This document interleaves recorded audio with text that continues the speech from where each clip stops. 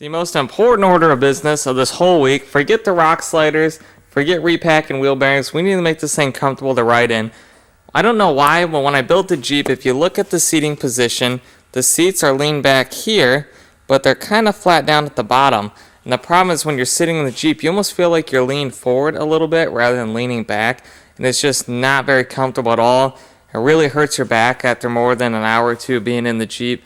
So I'm going to cut the legs off the seat frames, and we're going to lean these things back, get a nice comfortable seating position, and it's going to work great with the electric power steering conversion. And then while the seats are out of the Jeep, I'm going to build my transmission tunnel. Need to get these wires cleaned up that are dangling down. Get rid of all this. It's just junk. This is just last minute Rubicon stuff. So transmission tunnel, leaning the seats back, and I also want to be able to fit the factory style gas tank under the seat.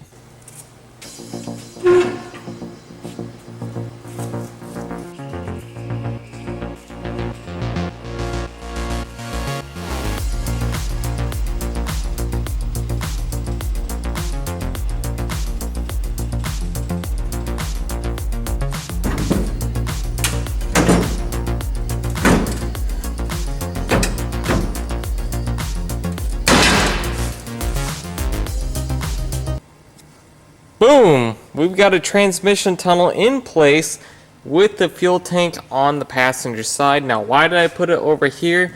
That is because a stock Jeep, it is on the driver's side, but the problem is on the driver's side, I have my exhaust tucked up extremely high for rock crawling. My exhaust kind of sits higher than the frame, except in the muffler section, but for the pipe section, it sits way up there, and I did not want the exhaust to heat up the fuel through the floor, which is why my exhaust is over there. But I've got a transmission tunnel now with the gas pedal set up. I just need to do some finalizing welding.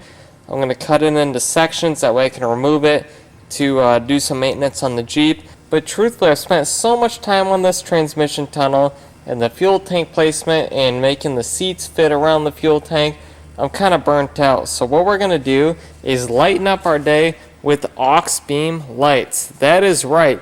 We have a repetitive sponsor for this video. As you saw in the video with the Jeep that burnt to the ground, aux beam sent us a light bar to put on the Jeep for a little bit of promotion and whatnot, and they loved it so much they wanted to work with us again.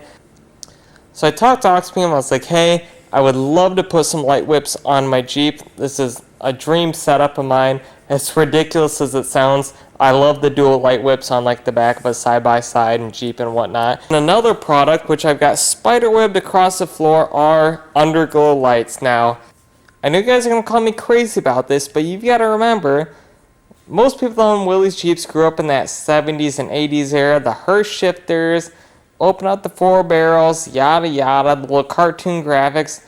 I grew up in the tuner culture, the Fast and the Furious, stuff like that. So underglow is almost nostalgia at this point for me. And we're just going to put on the Jeep, just be a little obnoxious.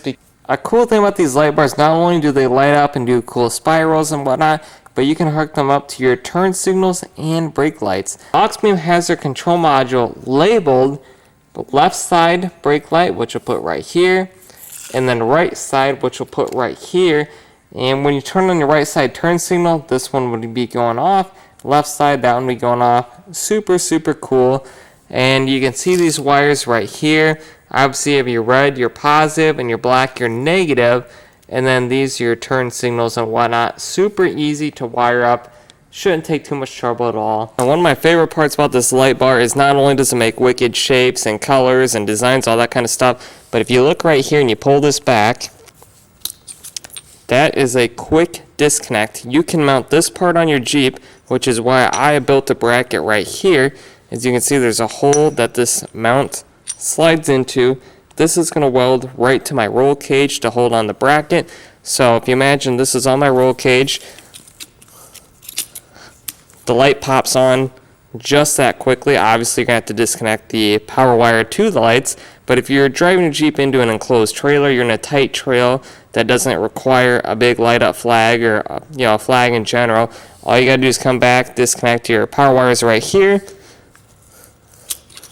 then do your quick disconnect, ready to go. And then if you're going to an off-road park that requires you to have a flag, they give you one that you can mount directly onto the light bar, which is really nice. So what we got here are 4 individual lights. They're pretty big. There's the size of my thumb on it. And they all connect to a centralized location right here, which is the control box for the lights. And then we've got a positive and a negative wire. And if you imagine the Jeep with underglow, the modern standard is to have them underneath the fenders. So I sprawled this out, and they give you a few different lengths of wires. Now, this one's maybe about 5 foot or so, and then this one's about 10 foot. That way in the Jeep we got the 5 and the 10, just like that. To me, what's cool about these are the quick disconnects. So you'll see that all the lights are connected via these power cords. They have an O-ring right here, and then you push them together, make sure they're lined up. Then you've got that piece that twists into place to keep this all secured. To mount this light, we have 2 different options. The first one is kind of a rounded mount. If you look right here, let's say you have a roll cage, you flip it over, you bolt this on, it matches the curvature of the roll cage. But let's say you're like me, and you want to put this on the wheel well of your Willys Jeep.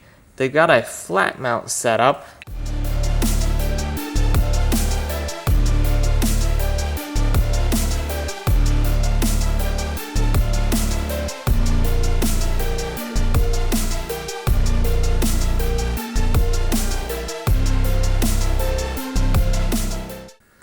Pioneer tools are installed, the rock sliders installed, the seat cushions are installed, the transmission tunnel is in place and bolted in. We have everything in this video finally completed.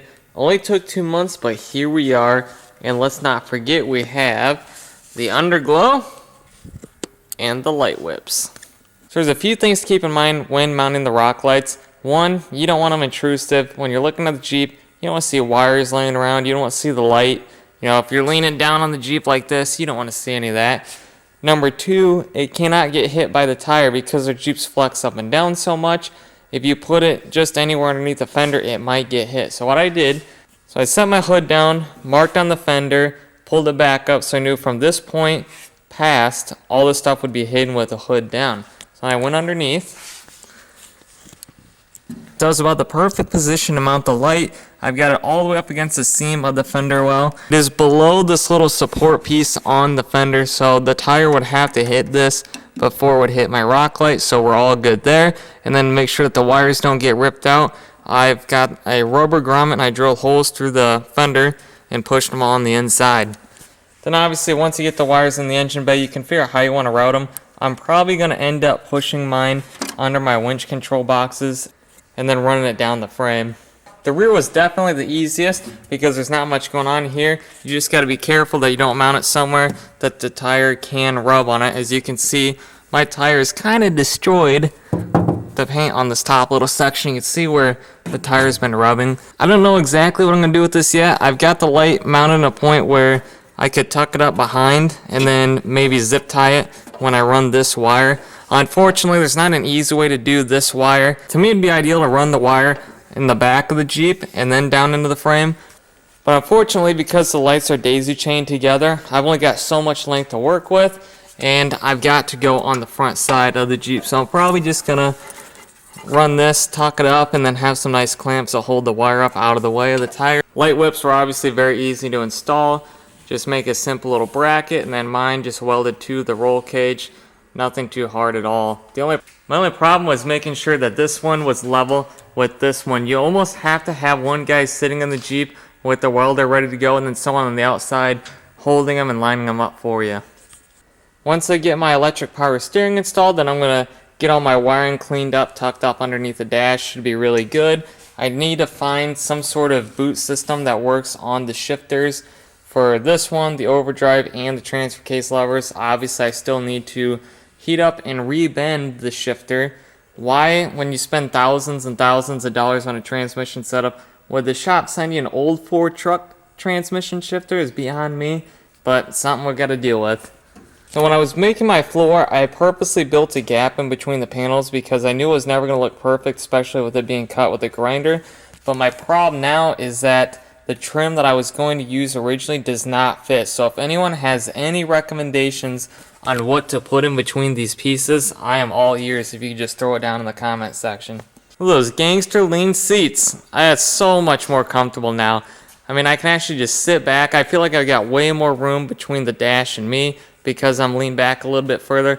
I didn't have to cut my roll cage. My head's got plenty of clearance away from that. I mean, everything just worked out really, really nice on this setup. I would highly recommend, if you're moving the seating position of your Jeep, to just really reinforce things. Factory, you know, the Jeep's got the 2 legs right here, and then it's got just a tiny little bracket on the back corner. And if you take a Jeep and you start moving them around, you'll notice they have a lot of flex in them. It supports it up here. I've got support down here, obviously the legs, and then I've got that leg right there. And obviously you're not going to be able to see it, but on the inside of this transmission tunnel, you might see the weld marks just a little bit right here. I've got a huge support bracket that holds the weight of the seats. That way when you're stepping on the transmission tunnel or on the seats, we don't have any flex at all down there. I've had my sniper on and off about 1,000 times, just figuring out things that we're going to change on the adapter for production. So all that should be coming up in the not too distant future. These things are just wicked. You can't hate on the underglow. You can't hate on the light whips. The Jeep looks just wicked with this setup. I can change the different modes on the whip, so there is just red, just green, blue, etc. We got all kinds of different modes going on. As for the underglow itself, this you actually have to control on your cell phone. So I've got the app in front of me right here. I know it's not in focus, but I can change the different colors. There's red, there's green, blue, yellow, purple, ultralight blue, etc., etc. And then we can do the red-green pulse on it, so we can speed up the pulse, or we can slow it way down. I am so excited for the future of the Submarine. These are all just the little things I always want to do to it. Again, big shout out to Oxbeam for sending us this stuff. Without them, we couldn't have done it. And their products are really nice. They've got the O-ring seals and everything. The app is super easy to use. Wiring is super easy. Couldn't ask for a better setup.